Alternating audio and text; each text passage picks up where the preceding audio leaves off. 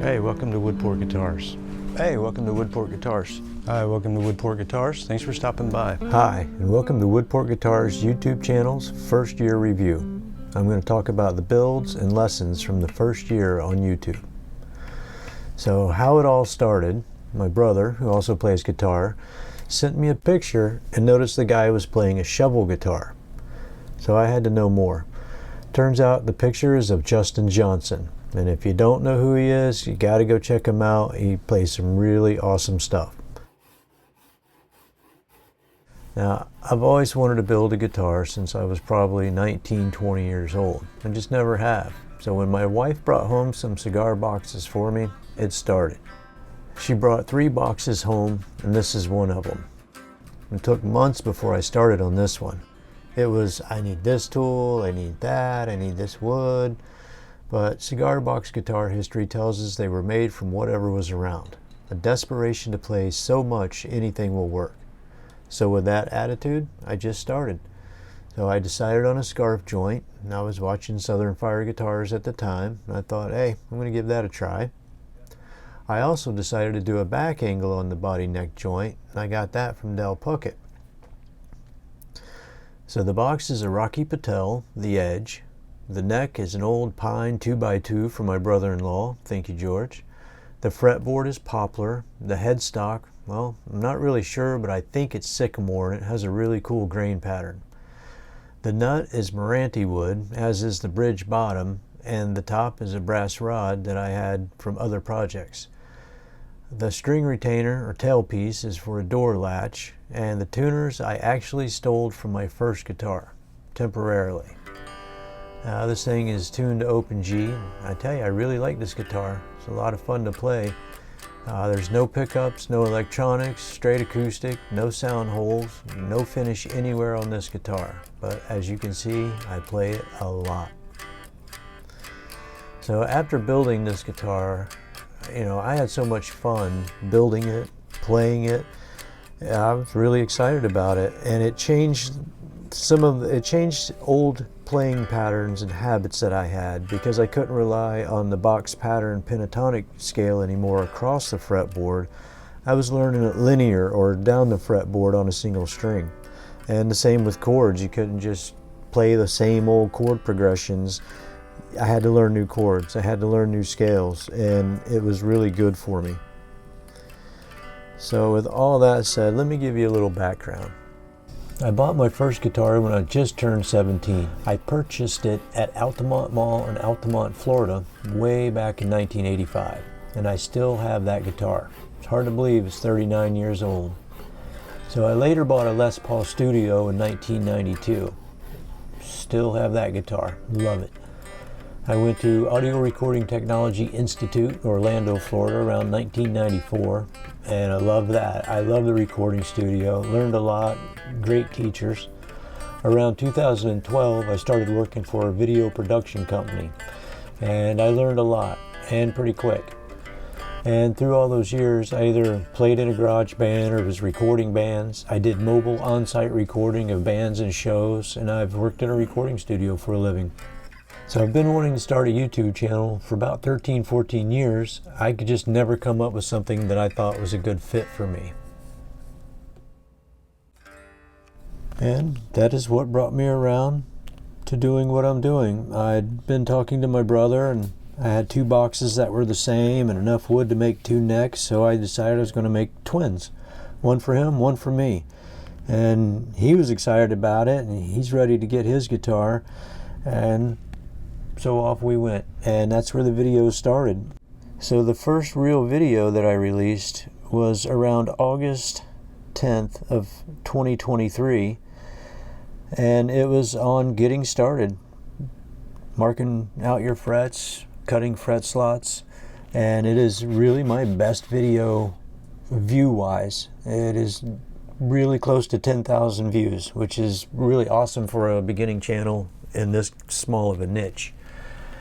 So throughout the next few videos, I built these 2 guitars, and I documented all of it. I videotaped everything, made videos of it for YouTube. These guitars were a little different than my first one. They both had a slab style headstock and all maple necks. I bought the tuners, the piezo pickups, and a Lucky 13 for my brothers. The necks were made out of reclaimed maple that I already had. The tail pieces were both the same door latch as on the other guitar. Handmade a little bridge for them. Used screw eyes and a threaded rod for a string retainer, and they had 0 frets. Maranthe fret markers using Cigar medium frets. Now my guitar, the one that I kept, only has a piezo in it, and you can see later on I actually added a capacitor to the output jack of that. Quite controversial, I guess, but that was another pretty well performing video. My brothers got a Lucky 13 in the neck position and originally had an EQ rod style piezo that was installed in it, and it was nothing but trouble. And I actually got lucky and got another Arturo Fuente box and rebuilt it and used a regular disc piezo like I used in mine, and then he has the Lucky 13 so he can switch back and forth. And I probably play that guitar more than any other ones right now. You can find the build videos for the twins on the WoodPort Guitars YouTube channel, and scroll down till you find the playlist and just look for the twins. There's quite a few videos in there. Now after these guitars, I went right on to my next one, which was the Comacho. I wanted to do a black stained neck, and the original Comacho box was really shiny. I really liked it, but drilling the holes for the screws to hold the lid on, I somehow cracked the finish and ended up scraping it all off, sanding it, going through several different paint applications and sandings and finish applications and sandings, and learned quite a bit about finishing, wet sanding, flat sanding, different finishes. And the last thing I did to it was the Maguire's buffing, and was completely amazed by how well the product worked to buff out the scratches on the guitar. The neck was dyed with a 2-step process. I started with vinegar to darken the wood. It was red oak, and then came back with paint, pretty much just flat black paint. Wipe it on, wipe it off like you would a dye or a stain, and you still end up seeing some wood grain, and it looks awesome. I really like how it came out. It's a very dark guitar. It has a MGB Guitars 4.0 flat wound pickup in the neck position under the black cap, and it has a 1-piece fully adjustable bridge, and no switches, just a volume control, no tone. And I really like the guitar. It plays well, sounds good. It was a real challenge on the finishing, but I think I needed to learn that.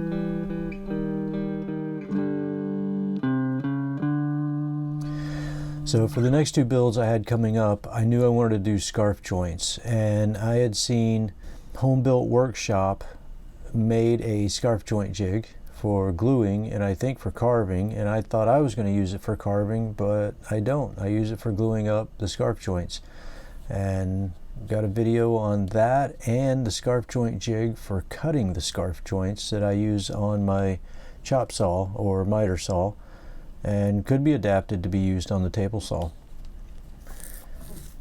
Now, these were decent videos performance wise, and I use those 2 jigs every time. So moving along, I was going to start the Romeo and Juliet box and a Monte Cristo box. Now both of these were going to have scarf joints. That's why I made the jigs previous and started working on them. Now the Monte Cristo, I wanted to dye the neck yellow because the box is yellow, and I'd had a pretty good match to it. And once I dyed the whole neck, I really didn't care for the color, and I have the face of the headstock is black and the fretboard is the natural color. It's dark, not black, but it is dark. And I don't know, I just kind of wasn't happy with it. Well, the box had a lot of issues. There was a lot of the tape coming off of the edges of it, and I'd said something in a video, you know, what do you guys do when something like this happens? And I got a lot of great comments. The one I'm really wanting to try the most is the washi tape, and I went online looking for different washi tapes and was completely overwhelmed by how many there are. It's going to take me a while to narrow it down and find ones that I like that would work on the box. Over the time, this thing's just been sitting around. This neck's been hanging out in the shop, and I actually found another Monte Cristo box exactly the same. So I've already cut corner blocks for it, going to cut the neck slot. That one's going to be built up pretty soon too. I actually call that one the Bumblebee a lot. Oh my gosh, what happened? Now the Romeo and Juliet box didn't go so well. I just totally messed up and cut the neck slot way too wide to one side, no real fixing it. So I went digging around and I found this little thin box, pretty small, and decided to do a 23-inch scale. And I used Shane Spiel's 23-inch fret scale that he has free download on his website, and it was also in his book. I wanted to try it. I wanted to try using a paper template, and it went fine. No problems there. Now, being a 23-inch scale, I didn't really know if I would like it. It has a 0 fret and a string guide, and it has an old hinge for a tailpiece, and a homemade bridge with a jumbo fret and a piece of Meranti wood for the bridge. And the pickup up in the neck position is an MGB Guitars dual rail humbucker. The tuners are also from MGB Guitars. So being a shorter scale and it's tuned to G, I really didn't know if I would like it. I thought it was going to be a lot more of a tenor guitar, and man, I really love playing it. Acoustically, it reminds me a lot of an electric. It plays well, the fretboard's nice, the neck is nice. But when you crank up that pickup, that's pretty awesome. You can get a lot of good tones, back off the volume a little bit, you get some great breakup, or just go ahead and slam it up to 11 and rock out. I really ended up liking that guitar a lot, but nope, I can't keep it either.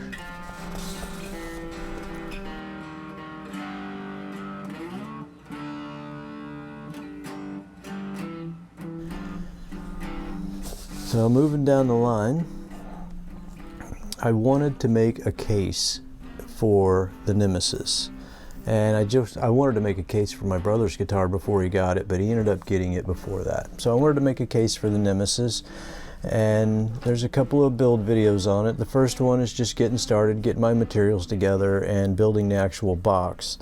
The second video in that playlist is where I actually added all the foam inside, the other pieces of wood, the padded material that goes through it, and did all that nice stuff on the box. It turned out to be a perfect fit for the Nemesis. It fits in there so beautiful. I'm glad I made it, and I have another one started for the small 23 black, which is the 23-inch scale guitar. So I am going to be making a case for that one also.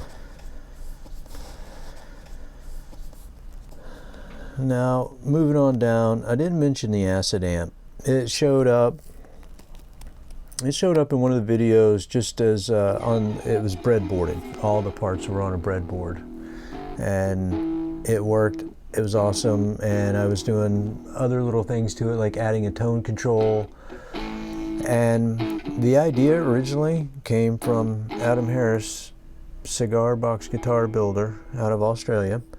And he had showed one he made, and I liked the looks of it, and he said something about it was the Ruby amp, so I went searching, seeing that it was a LM386 based amp, and well, I already had a couple of those. I've had them since probably early 90s, and I started collecting parts. And on the video you see my breadboard version, and I do play it. That is what you're hearing. And so it will make another appearance, and I cannot wait.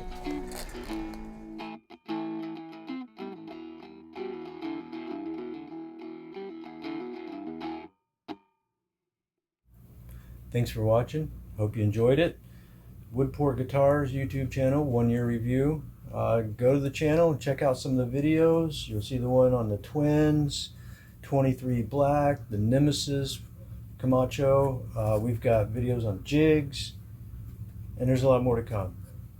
So on the channel we have about 769 subscribers, 50,000 views overall, which on a really not a whole lot. I've seen people get that in an hour on a big channel, but I'm happy with it, and it's growing. It's constantly growing. I really love the comments. I love seeing some of the same names pop up again and again. Thank you guys. And yeah, comment, like, subscribe, share, all that good stuff helps the channel, and I really appreciate it. So till next time, have fun.